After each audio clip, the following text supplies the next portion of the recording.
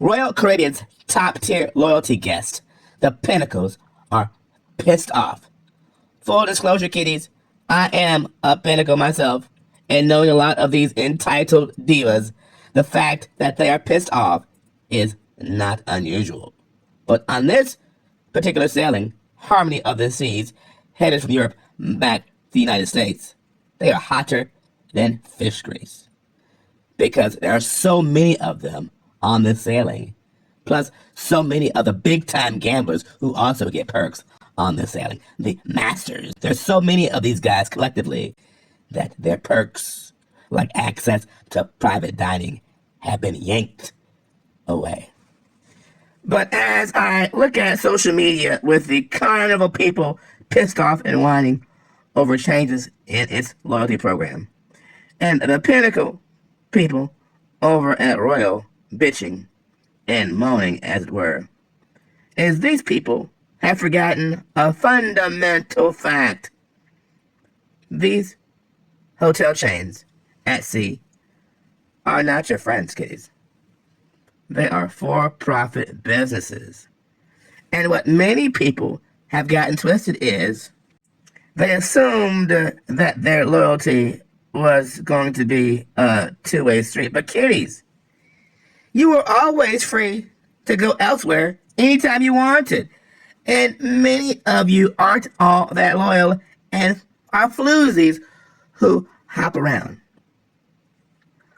And by the same token, these corporations made no promises to you long term. They are not in it for you. They are in it for their bottom line and their stockholders. Don't get it twisted, kiddies. These are not your friends.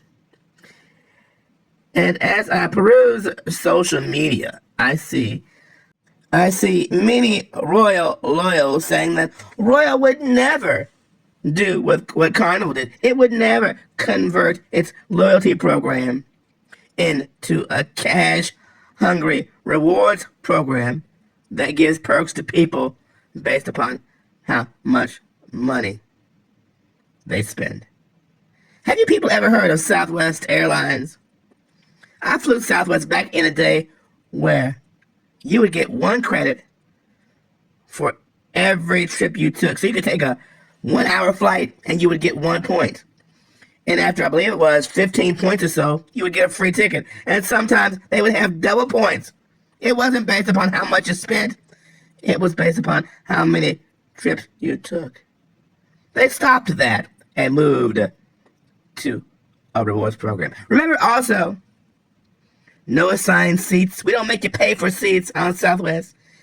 Take the seat that you want. Remember, bags fly free, kiddies.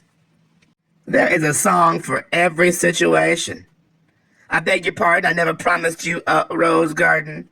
It takes a fool to learn that love don't love nobody. All these cruise lines are now looking at Carnival to see if they're going to make more money going to rewards versus loyalty or less money. There are people on the sidelines in the cruise chatter headspace saying, I hope it blows up in Carnival's face. And I know many in the cruise chatterhead space have a problem with objective analysis. But when you're bored, go look at what happened to Southwest when it went to a rewards program, when it started charging for bags, and when it began charging for seats. Go Google it. Did they make more or less money, kiddies?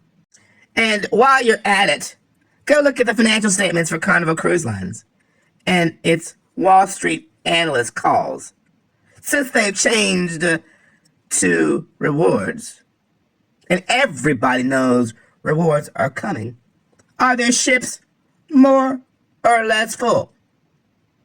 Have customers left more or less money with them in deposits for future cruises? Can we have, please, a little logic and less emotion? It takes a fool to learn that love don't love nobody.